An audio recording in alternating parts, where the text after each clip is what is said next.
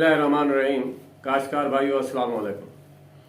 काश्तकार भाइयों, जैसा कि आपको मालूम है कि आजकल कपास की काश्त ज़ोरों पे है और हमारे चंद काश्तकार भाइयों ने मार्च से काश्त शुरू की हुई है। मार्च काश्त भी है और आजकल भी काश्त हो रही है।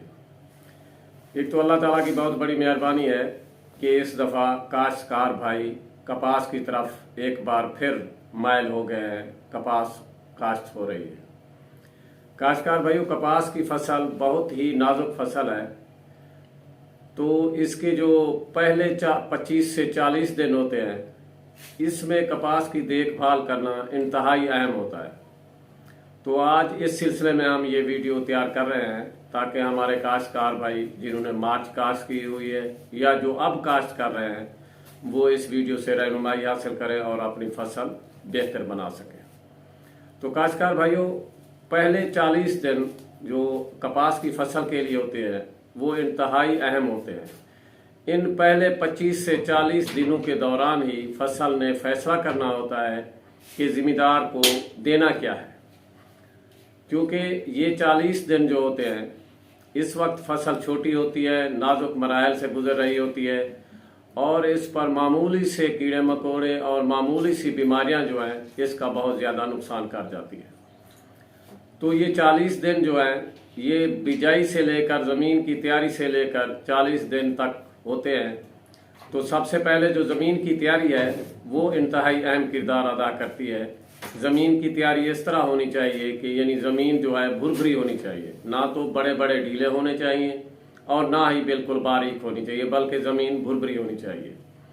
इसके बाद काश्तकार भाइयों, हमारी फसल जब हम फसल को सो करते हैं, उगाव के लिए बोते हैं कपास की फसल को, तो इसमें होता ये है कि जो ही फसल हमारी उगती है तो इन छोटे नन्हे मुन्ने पौधों पर मुख्तलिफ बीमारियों का हमला हो जाता है। रूट राट हो जाती है, यानी जड़ें गलना सड़ना शुरू कर देती हैं, पौधे मुरझा जाते हैं, जिसकी वजह से हमारी फसल में जो खेत है उसमें पौधों की तादाद जो है वो कम हो जाती है।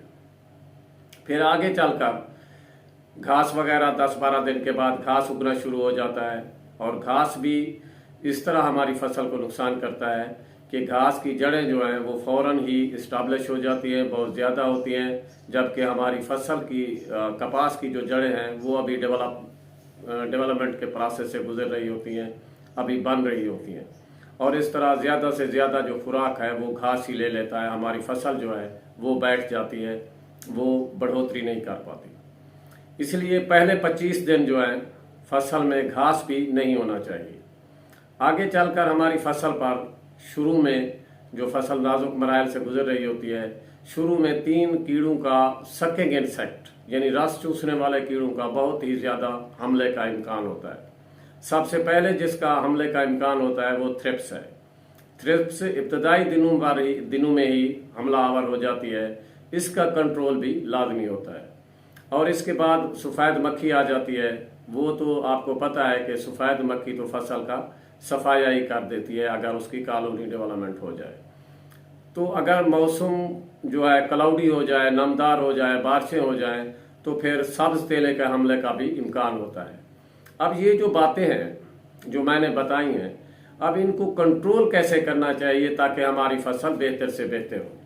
तो काश्तकार भाइयों, शुरू में फसल की जो उठान है वो अच्छी होनी चाहिए, यानी शुरू में हमारी ज़मीन की तैयारी अच्छी होनी चाहिए।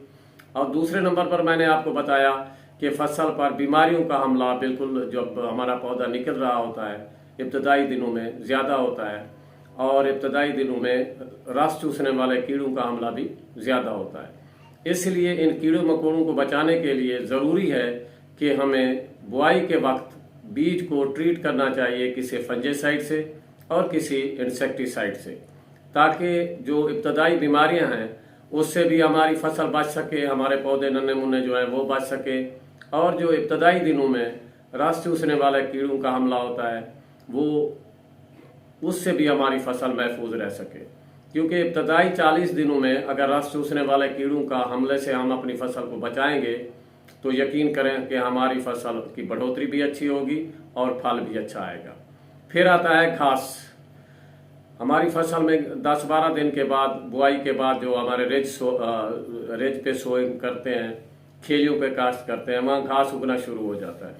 तो इसलिए बेहतर है कि फसल जब हम सो कर लेते हैं उस 24 घंटे के अंदर अंदर पेंडिमेथिलीन या एसमेटाक्लोर वगैरह का स्प्रे कर देना चाहिए। पेंडिमेथिलीन तकरीबन 1500 ml फी एकड़ और एसमेटाक्लोर जो है वो 800 मिलीलीटर फी एकड़ का स्प्रे कर दे तो काफ़ी अरसे तक हमारा जो घास है वो नहीं उगता। तो काश्तकार भाइयों, बाज़ औक़ात किसी वजह से, काश्तकार की अपनी गफलत की वजह से या बाज़ औक़ात जो हमारी वीडिसाइड हैं, जो ये जहरें हैं, वो असर नहीं दिखा पाती, फिर भी हमारी फसल में घास उगाता है। अगर ये सूरत हाल बने तो जैसा मैंने पहले कहा कि 25 दिन इंतहाई अहम होते हैं, तो घास का तलफ करना इंतहाई ज़रूरी होता है। अगर घास उग भी आए तो फिर हमें गोडी के ज़रिए से घास को तलफ कर देना चाहिए। तो काश्तकार भाइयों, ये जो 40 दिन होते हैं फसल के, इंतहाई अहम होते हैं। इसके अलावा और भी बहुत सारे अवामिल हैं, तो मैं इंशाअल्लाह रफ्ता रफ्ता आपको बताता रहूँगा, क्योंकि इस तरह वीडियो जो है वो लंबी हो जाती है और हमारे काश्तकार भाइयों को सुनने में, देखने में ज़हमत होती है।